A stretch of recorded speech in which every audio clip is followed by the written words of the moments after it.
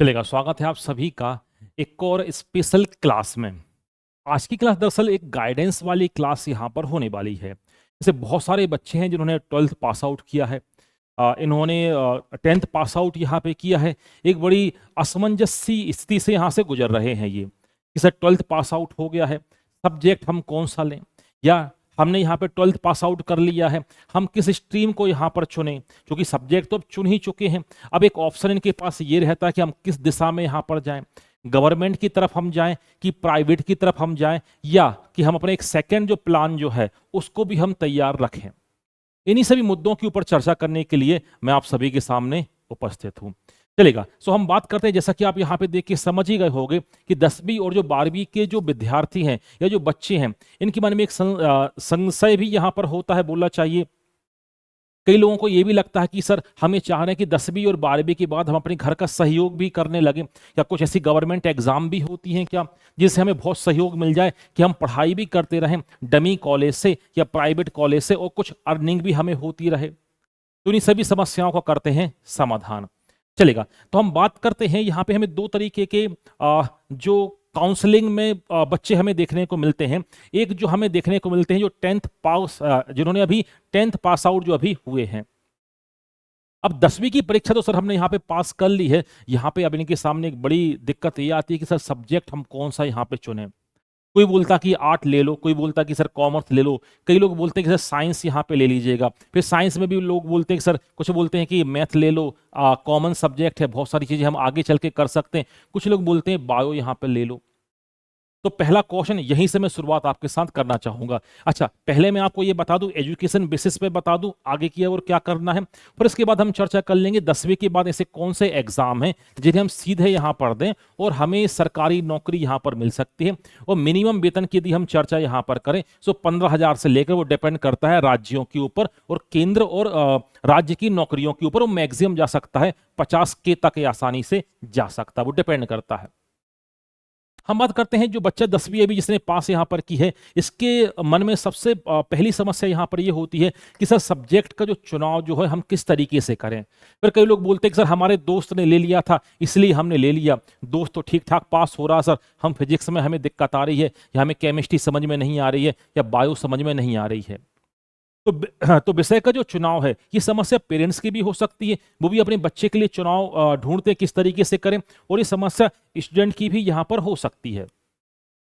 अब समस्या का निदान क्या किया जाए, तो पहला सबसे पहले देखा जाता है आपकी रुचि। सबसे पहले देखा जाता है आपकी रुचि, फिर देखा जाता है आपके रिसोर्सेस, कि मान लो आपने कुछ ऐसे विषय का चुनाव किया है जिसमें पढ़ाई थोड़ी लंबी यहां पे चलेगी, कि आपके पास पर्याप्त संसाधन हैं। ऐसा तो नहीं होगा कि बीच में छोड़कर स्ट्रीम चेंज करनी पड़े। तो सबसे पहले हम बात कर लेते हैं रुचि की। यदि हम बात कर लेते हैं, यदि हम देखें स्कूलों का भी जो पैटर्न रहता है, जो बच्चे टॉप करते हैं तो उनका नाम वो पीसीएम में डाल देते हैं, फिर थोड़े कम वाले पीसीबी में डाल देते हैं, फिर लास्ट में कॉमर्स और आर्ट वाले सब्जेक्ट यहाँ पर उन्हें दिए जाते हैं। तो सबसे पहले हम बात करते हैं सब्जेक्ट का चुनाव हम किस तरीके से यहाँ पे करें। तो मैंने, जैसा कि मैंने बोला रुचि, तो पहले आप ये रुचि आप देखिएगा आपकी रुचि किस में है। आपको लग रहा कि मैथ को आपको बहुत दिक्कत आती है, या साइंस जो है, साइंस में डायग्राम या साइंस समझने में दिक्कत आ रही है, तो साइंस की स्ट्रीम की तरफ ना ही बढ़ें तो आपको ज़्यादा बेहतर भविष्य आपको उसमें दिखाई देगा। क्योंकि इनमें यदि समस्या आ रही है और आपका बैकग्राउंड 9वीं तक ठीक ठाक नहीं रहा है, मैथ आपकी काफ़ी कमजोर रही है, क्योंकि अब 11 से जो आपका मैथ का चलेगा वो हायर मैथ का लेवल यहाँ पे चलेगा।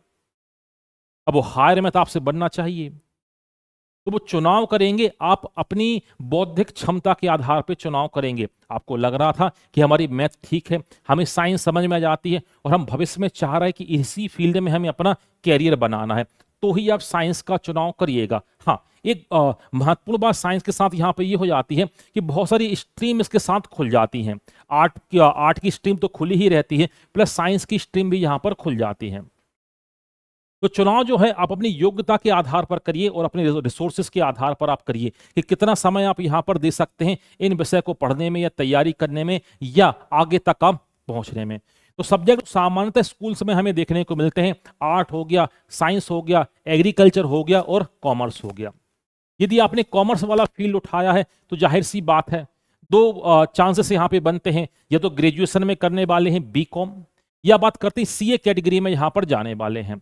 जो बैंकिंग क्षेत्र में जो रुचि रखते हैं वो बिल्कुल कॉमर्स यहाँ पर ले सकते हैं। बैंकिंग में भी यदि बात करें, जो प्राइवेट बैंक जो होते हैं वो कॉमर्स वालों को ज्यादा प्रेफर करते हैं। अब गवर्नमेंट के लिए तो वो कॉमन एग्जाम होता है, तो जो बैंकिंग फील्ड में यहाँ पे जाना चाहते हैं वो कॉमर्स को बिल्कुल यहाँ पर चुनाव उसका करिएगा। अब बात करते हैं एग्रीकल्चर। ये उभरता हुआ आप बोल सकते हो उसमें कैरियर आपको यहाँ पर देखने को मिलता है एग्रीकल्चर। एग्रीकल्चर से बीएससी, एमएससी, हॉर्टिकल्चर, एग्रीकल्चर में जाने के लिए रास्ते यहाँ पर 100% यहाँ पर खोल देती है। हम बात करते हैं जो एग्रीकल्चर में जो साइंटिस्ट जो होते हैं उनकी भी अच्छी खासी यहाँ पर मांग है, क्योंकि कृषि प्रधान देश है, तो ये एक बहुत अच्छा ऑप्शन हो जाता है एग्रीकल्चर। अब एग्रीकल्चर में भी थोड़ा सा माइक्रोबायोलॉजी से जुड़ा हुआ रहता है यहाँ पर, क्योंकि ढेर सारी डिसीज भी हमें यहाँ पर पढ़नी रहती हैं, तो ये कहलाता आपका एग्रीकल्चर। तो चुनाव कर सकते हैं अपनी योग्यता के आधार पर। अब यदि साइंस का चुनाव करते हैं तो दो फील्ड यहाँ पर मिलती है, एक पीसीबी मिलता है और एक पीसीएम मिलता है। इनको तो हम आगे देखेंगे, पहले हम बात कर लेते हैं आर्ट के ऊपर, थोड़ी सी चर्चा कर लेते हैं। आर्ट का चुनाव वो बच्चे यहाँ पे करें जिन्हें लग रहा था कि हम साइंस को आगे तक लेकर नहीं जा पाते हैं। अब आर्ट को चुनने के बाद उनके लिए जो सिविल एग्जामिनेशन जो हैं उनके रास्ते यहाँ पर खुल जाते हैं। यदि आपने आर्ट सब्जेक्ट लेकर यदि आप बीए कर रहे हैं, है ना, तो यहाँ पर क्या होता है, यहाँ पे आपको आने वाले समय में यदि आप सिविल कोई एग्जामिनेशन यदि आप देते हैं, चाहे यूपीएससी की बात करें चाहे स्टेट पीएससी की हम बात करें, तो सब्जेक्ट भी वहाँ पे मिलते जुलते आपको मिल जाते हैं। तो एक आपका यहाँ पर एक टारगेट हो सकता है कि सिविल एग्जाम की तरफ हम यहाँ पर बढ़ें। सिविल एग्जाम की तरफ बढ़ेंगे तो एक गवर्नमेंट जॉब यहाँ पे आपको देखने को मिलेगी, क्योंकि सिविल में अच्छे खासे सब्जेक्ट आर्ट वाले होते हैं। साइंस वाले भी जब मेंस लिखते हैं, मेंस में सब्जेक्ट का चुनाव करते हैं, तो इन्हीं आर्ट के सब्जेक्ट का यहाँ पर वो चुनाव यहाँ पर करते हैं। और यदि आपने बहुत बढ़िया तरीके से शुरुआती दौर से 11th से ही बहुत अच्छा आपने पढ़ा है और बीए के बाद अच्छी खासी संभावना हो जाती है सिविल एग्जामिनेशन में। हम बात कर रहे हैं 10th के बाद। अब 10th के बाद और हम क्या कर सकते हैं, तो एक ऑप्शन आता पॉलिटेक्निक डिप्लोमा। आपने देखा होगा पॉलिटेक्निक डिप्लोमा जो होता है, जो जेई पोस्ट निकलती है, तो पॉलिटेक्निक डिप्लोमा के माध्यम से आईटीआई की जो डिग्री, तो वो यहां पर जेई पोस्ट वालों के लिए क्या होती, कंपलसरी होती है। और जहां तक मैं जानता हूं एक आरटीआई 8th के बाद भी यहां पर होता है, एक होता 10th के बाद होता है। अब यहाँ पे पॉलिटेक्निक डिप्लोमा होने पर क्या होता है, जैसे ही वो अपना 2 साल या 3 साल पूरा यहाँ पे करता है, किसी कॉलेज में एडमिशन लेता है इंजीनियरिंग कॉलेज में, तो उसे एक बेनिफिट मिल जाता है उसको, या सेकेंड या थर्ड ईयर से सीधा एडमिशन मिल जाता है इन पॉलिटेक्निक डिप्लोमा धारियों के लिए। और इनके लिए अलग से पोस्ट निकलती है गवर्नमेंट की। तो एक ऑप्शन यहाँ पर ये हो सकता है। और ऑप्शन मैं आपको बताता हूं गवर्नमेंट के। अब पहले आप यहाँ पे ऑप्शन देख लीजिएगा। अब 10th पास है, एज होनी चाहिए गवर्नमेंट के लिए क्या, +18 होनी चाहिए। अब कुछ एग्जाम को हम छोड़ दें, जैसे एयरफोर्स वगैरह छोड़ दें, उसमें एज का क्राइटेरिया थोड़ा सा कम भी हमें देखने को मिलता है। तो मेन क्या है, यहाँ पे 10th पास है। अब मैं हालांकि कभी किसी को ऐसा बोलता नहीं हूं, मगर कई बच्चे पूछते भी हैं कि सर हम केवल हमारा मन उतना खास नहीं पढ़ाई में, हम चाह रहे हैं कि 10वीं के बाद हमें कुछ अच्छा यहाँ पर ऐसा मिल जाए कि गवर्नमेंट पोस्ट हमें मिल जाए कि हम वहां से अब पढ़ाई को हम यहाँ बंद करना चाहते हैं, कि हम 10वीं तक ही हम पढ़ना चाहते हैं, या 10th हमारे लिए सर बहुत है। तो मैं हमेशा बोलता हूं, चूंकि अब 10th यहाँ पर पास करने के बाद ये सारे एग्जाम ओपन हो जाते हैं, पोस्ट आपको मिल जाएगी, मगर होता क्या है आगे चल के प्रमोशन में दिक्कत आती है, क्योंकि आपकी डिग्री क्या है, आपके पास 10वीं पास है, कई जगह 12वीं मांगा जाता है, कई जगह ग्रेजुएशन मांगा जाता है और कई जगह पीजी भी तो मांगा जाता है। तो कहने का मतलब यहां पर यह हुआ, मैं किसी को ऐसा बिल्कुल भी नहीं बोलूंगा कि आप 10वीं पास करने के बाद आप पढ़ाई को आप बंद कर दीजिएगा, मैं ऐसा कभी किसी से नहीं बोलता हूं। हाँ, 10वीं पास करने के बाद आपके पास ये ऑप्शन खुल जाते हैं। अच्छा, तो एक बात मैं आपको और बता दूं, ये जो ऑप्शन खुलते हैं, अब ऐसा नहीं है कि आप बोलोगे सर कि मल्टीटास्किंग स्टाफ में केवल 10वीं पास वाले ही आते हैं। यहाँ पे पीजी वाले मिलेंगे, यहाँ पे ग्रेजुएशन वाले मिलते हैं और यहाँ पर डॉक्टरेट वाले भी यहाँ पर मिलते हैं। तो यदि आप ये सोच रहे हैं कि हम केवल 10वीं पास करने के बाद हम इनको अचीव कर लेंगे, क्योंकि मानसिक स्तर उतना ज्यादा नहीं हुआ है जितना एक पीजी करने वाले का हो चुका है। अब मान लो किसी ने एमए कर लिया, एमएससी कर लिया, वो भी तो इनके फॉर्म भरता है, ऐसा थोड़ी कि इनके फॉर्म वो नहीं भरेगा। हाँ, मिनिमम क्राइटेरिया बनाया गया 10वीं पास। अब ऐसा बिल्कुल भी नहीं है कि कोई सोचे मैंने 10वीं केवल पास कर लिए और मैं तैयारी में लग जाऊं तो मैं यहां पर सेलेक्ट हो जाऊंगा। हाँ, बिल्कुल हो सकता है, तैयारी बहुत अच्छी करनी पड़ेगी, मगर उसका जो कंपटीशन है वो उसके साथ होगा, पीजी वाले के साथ, यूजी वाले के साथ, जैसे किसी ने डॉक्टरेट भी किया होगा। तो पढ़ाई तो आपको लगातार ही यहां पर करनी रहती है। तो 10वीं पास के बाद हम यदि बात करते हैं तो मध्य प्रदेश में आपको कांस्टेबल का जो एग्जामिनेशन है ये आपको देखने को मिल जाएगा। तो ये 10वीं पास यहाँ पे मांगा जाता है, मगर वो मिनिमम है ना। आपको जितने भी लोग मिलेंगे हो सकता है वो ग्रेजुएट मिले, वो पोस्ट ग्रेजुएट मिले, हो सकता है पीएचडी होल्डर भी मिल सकते हैं। इसके अलावा रेलवे में आपको मिल जाएगा ग्रुप डी एग्जामिनेशन। इसके अलावा ट्रैक मैनेजर हो गया, हेल्पर हो गया, असिस्टेंट हो गया। ये कुछ ऐसी पोस्ट जो हैं जो मैं आपको यहाँ पे बता रहा हूं, जैसे इंडियन कोस्ट गार्ड हो गया, आर्मी में हो गया, स्टोर कीपर हो गया, हेल्पर यहाँ पे हो गया, एनटीपीसी जो हो गई। इसके अलावा एयर फोर्स में मल्टीटास्किंग स्टाफ हो गया, लोअर डिवीजन क्लर्क हो गया और कुक जो हो गए। इन सब की भर्ती के लिए 10th पास मिनिमम क्राइटेरिया होता है। 10वीं आपको पास मिनिमम होनी चाहिए, तब ये पोस्ट आपके लिए ओपन होती है। मैं फिर रिपीट कर रहा हूं, ऐसा इसका मतलब ये नहीं है कि जो इन पोस्ट के ऊपर है वो केवल 10वीं पास ही है। मेरी बात आपको समझ में आ रही होगी, क्योंकि कंपटीशन हमारा उन सभी से होता है जो इस दौर से गुजर चुके हैं, जो यहां से आगे बढ़ चुके हैं। तो जो भी लोग ये सोच रहे हैं कि सर हम 10वीं के बाद आगे पढ़ना नहीं चाहते, तो मैं उनको यही बोलूंगा, पढ़ाई तो आपको पढ़ाई तो आप करिएगा। और मैं अपनी तरफ से फोर्सफुली बोलूंगा कि जैसे मैं बोला था कि पढ़ाई आपको करनी ही पड़ेगी। क्यों? क्योंकि ये जो पोस्ट जो मैंने आपको बताई थी उनके लिए आपको कंपीट करना पड़ता है और दूसरे लोगों से जो इस दौर से यहां पर गुजर चुके हैं। तो तैयारी बिल्कुल आप करिएगा। टारगेट यदि आपने बनाया है, जैसे आपने बनाया टारगेट हमें कांस्टेबल ही बनना है, बहुत बढ़िया। तो 10वीं के बाद आप तैयारी शुरू कर दीजिएगा। 11वीं आप पढ़िएगा, आप 12वीं आप पढ़िएगा।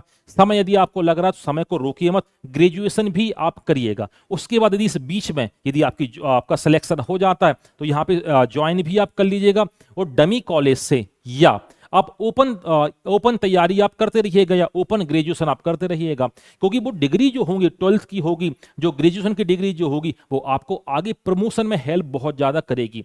अदरवाइज जो सीधी भर्ती में मान लो 10वीं पास में वो पहुंच गए, बहुत अच्छी बात है, फिर प्रमोशन में दिक्कत आती है इनको, क्योंकि एक लंबा समय यदि जॉब का हो गया फिर पढ़ाई में मन भी कम लगता है, दिक्कत भी होती है, तो प्रमोशन में समस्याएं वहां पर आगे चलकर देखने को मिलती हैं। हम बात कर रहे थे किसके ऊपर, हम अब साइंस फील्ड की भी हम चर्चा वहां पे कर रहे थे। तो 10वीं के बाद ही आप साइंस लोगे तो फिर आप यहां पर आओगे 12वीं में, तो उसके लिए क्या क्या ऑप्शन खुलने वाले हैं उनके ऊपर एक एक करके कर लेते हैं चर्चा हम यहां पर। तो हम बात करते थे 12वीं के बाद यदि हम लेंगे तो दो स्ट्रीम सामान्यतः देखने को मिलती है, एक पीसीएम और एक पीसीबी। पीसीएम की यदि हम चर्चा करते हुए इंजीनियरिंग वाली लाइन हमारे लिए पूरी तरीके से ओपन यहां पर हो जाती है। पीसीबी की यदि हम बात करते हैं, बायोलॉजी की बात करते हैं, तो यदि हम देखें MBBS, BMS, BHMS, animal husbandry, even आजकल तो नर्सिंग में भी नीट यूजी का एग्जामिनेशन होता है। नीट यूजी का हमें पेपर देना पड़ता है। पहले नर्सिंग में सीधी भर्ती होती थी, अब सीधी भर्ती भी यहां पर हटा दी गई है, नीट के थ्रू ही यहां पर क्या होने लगे हैं, अब एडमिशन होने लगे हैं। तो ये तो वो परंपरागत चीजें हैं जो हम अभी तक यहां पर देखते आ रहे थे कि भाई हम यहां पर लेंगे तो दो लाइन है भाई, एक इंजीनियरिंग वाली लाइन चली जाएगी और एक मेडिकल फील्ड यहां पर चला जाता है। अब बात करते हैं, ये जो फील्ड आपको दिखाई दे रही है पीसीबी वाली फील्ड है ना, तो ये थोड़ी सी फील्ड होती, धैर्य वाली फील्ड होती है ना। आपके पास इतना पेशेंस होना चाहिए, इतने रिसोर्सेस होना चाहिए, कई बार तैयारी में समय भी आपका ज्यादा यहां पर लग जाता है। और पीसीएम में यदि मैं आपके साथ चर्चा करूं तो मेन आपको देखने को मिलता है आईआईटी। आजकल उसी के थ्रू पहले एआई ट्रिपल ई चला करता था, एमपीपीईटी चला करता था, अब उस सबको अलग करके कर दिया गया है क्या, आईआईटी वहां पे कर दिया गया। उसी की रैंक के आधार पर सेंट्रल और स्टेट लेवल के इंजीनियरिंग कॉलेज आपको यहां पर अलॉट यहां पर होते हैं। तो इसमें अच्छी खासी फिर रैंक भी यहाँ पर आनी चाहिए, तब जाके आपको बहुत अच्छा कॉलेज यहाँ पर मिलता है। यदि आप गवर्नमेंट का डिजायर आप यहाँ पे रखते हैं, गवर्नमेंट कॉलेज से यदि आप करते हैं तो फीस भी काफी कम यहाँ पर लगती है। क्योंकि इन कॉलेज में यदि अपन बात करते हैं, आप सीधा एडमिशन लेंगे प्राइवेट के थ्रू आप लेंगे, एग्जाम में तो आपको बैठना पड़ेगा, मगर प्राइवेट में यदि आपको मिलेगा तो फीस काफी ज्यादा, आपको बहुत ज्यादा एक्सपेंसिव यहाँ पर हो जाता है ये। तो इस पोस्ट को यहाँ पर जाने के लिए, इन तकनीकी चीजों में जाने के लिए जाहिर सी बात है आपके पास थोड़ा सा धैर्य आपके पास होना चाहिए और रिसोर्सेस भी आपके पास होने चाहिए, क्योंकि ये दोनों चीजों को यहां पर मांगते हैं। बात समझ में आ रही है? इसके अलावा अब पीसीएम पीसीबी के अलावा बीएससी का अच्छा ऑप्शन यहां पे ओपन हो जाता है। है ना, बीएससी हो जाता है, फिर एमएससी यहाँ पर हो जाता है, बीएससी हो गया, एमएससी हो गया। इसके अलावा हम क्या कर सकते हैं सर, इसके अलावा यदि आपको किसी विषय में रुचि है तो जूनियर फेलोशिप आप ज्वाइन कर लीजिएगा, है ना। आप नेट एग्जाम क्रैक करके, आप एनईटी वाला जो नेट एग्जाम जो आप यहाँ पे क्रैक करोगे, उसके थ्रू आपको आगे चल के पीएचडी के लिए आप एलिजिबल हो जाओगे। आप पीएचडी कर लीजिए किसी विषय में आपको रुचि अच्छी खासी आपकी है तो। उसी तरीके से बीए वाला पोर्शन भी आपको बता रहा हूं मैं। एजुकेशन फील्ड भी आपके लिए खुली होती है, गवर्नमेंट वाली, चाहे स्कूल वाली बात करें और चाहे हम बात करें कहां पर, हायर एजुकेशन कॉलेज वाली ही क्यों ना बात करें। इस तरफ देखिएगा सर, कुछ गवर्नमेंट के लिए भी हमारे पास एग्जाम है क्या, बिल्कुल है। गवर्नमेंट की यदि हम बात करते हैं तो गवर्नमेंट में आप एसएससी आप यहां पर देख सकते हैं, 12th पास होने के बाद दिल्ली पुलिस में अच्छे खासे ऑप्शन मिल जाते हैं, इंडियन रेलवे में मिल जाते हैं, आरपीएफ कांस्टेबल में अच्छे खासे ऑप्शन यहां पर मिल जाते हैं। मगर फिर यही ऐसा नहीं है कि ये पोस्ट में केवल 12वीं पास वाले ही पहुंचते हैं, वो एक मिनिमम क्राइटेरिया है, उसके ऊपर वाले भी आपको इन पोस्ट में आपको देखने को 100% यहां पर मिलेंगे। तो कहने का मतलब ये हुआ कि यदि आप तैयारी कर रहे हैं तो तैयारी बहुत अच्छी बात, तैयारी करते रहिएगा। और यदि आपने यहाँ पे ज्वाइन कर लिया है तो आप कहीं ना कहीं से, चाहे आपका भोज हो गया, चाहे आपका इग्नू हो गया, तो वहां से एक कोई ओपन इन यूनिवर्सिटी से आप यूजी भी आप करते रहिएगा, ताकि आगे चल के प्रमोशन में कहीं दिक्कत आपको किसी प्रकार की ना आए। ये कुछ ऐसे ऑप्शन मैं आपको बता रहा हूं। इसके अलावा आप देखो, आप बीए कर सकते हैं। बीए के अलावा आपको लग रहा है किसी सब्जेक्ट में रुचि है, सो एमए करने के बाद आप वहां पे नेट क्वालिफाई करके आप उसमें असिस्टेंट प्रोफेसर के लिए वहां पर जा सकते हैं। तो एक अच्छे खासे ऑप्शन आपको देखने को मिलते हैं 12th के बाद भी। मगर हर ऑप्शन मेहनत जरूर मांगता है, आपको मेहनत पर्याप्त मात्रा में करनी होगी। क्यों? क्योंकि थोड़ा सा कंपटीशन क्या है यहाँ पर ज्यादा है, और गवर्नमेंट के लिए तो कुछ का खासा अच्छा खासा कंपटीशन आपको यहाँ पर देखने को मिलता है। तो मेहनत तो आपको करनी ही पड़ेगी। तो ये कुछ ऐसे ऑप्शन हैं जो आपके लिए ओपन हो जाते हैं, वो आपके लिए खुल जाते हैं। ये वीडियो इसलिए मैंने बनाया ताकि आपको एक पता तो रहे। इनके अलावा भी और ऑप्शन है यहाँ पर देखने को मिलते हैं, गवर्नमेंट के भी देखने को मिलते हैं, सेमी गवर्नमेंट और प्राइवेट के भी ऑप्शन यहाँ पर देखने को मिल जाते हैं। तो यहाँ पर यह है कि कम से कम जो भी व्यक्ति या जो भी बच्चा तैयारी यहाँ पे कर रहा है, उसको ये तो यहाँ पर पता रहे कि हम तैयारी किस दिशा में कर रहे हैं, हमें कहाँ जाना है, हमें क्या करना है।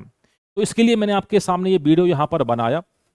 जितनी भी जो पोस्ट आपको दिखाई दे रही हैं, मिनिमम क्राइटेरिया वाली मैंने आपको बताई, चाहे 10th वाली बताई और चाहे मैंने 12th वाली आपको जो पोस्ट यहाँ पर बताई है। तो इस तरीके से कुछ आप तैयारी करिएगा ताकि एक आपका फोकस बना रहे आपको कहाँ जाना है। ठीक है, चलेगा। तो ये कुछ इन्फॉर्मेशन जो मुझे आपको यहां पर देनी थी। अच्छा, आपके हो सकता है इसके अलावा भी क्वेश्चन हो, क्योंकि ये तो कैरियर काउंसलिंग वाला सवाल है, तो मैंने मोटे मोटे उन क्वेश्चन को यहां पर जोड़ा है इस सेशन में कि जो कॉमन पूछे जा रहे थे। सर कौन सा सब्जेक्ट लें, 10वीं के बाद क्या कर लें, 12वीं के बाद क्या कर लें, क्योंकि यहां पर एक सिविल सेवा का भी एक अच्छा खासा ऑप्शन खुल जाता है 12वीं के बाद। बहुत सारे लोग तैयारी करते हैं 1 साल 2 साल 3 साल, जो ग्रेजुएशन के समय तैयारी करता है और जो ग्रेजुएशन के बाद तैयारी करता है, उसमें जमीन आसमान का फर्क होता है। तो ये वो क्वेश्चन थे, जो कॉमन क्वेश्चन जो मैंने आपके साथ डिस्कशन की, यहां पे आपको लग रहा था कि सर हम यहां पर फंस रहे हैं, या जो क्वेश्चन मेरे पास आ रहे हैं।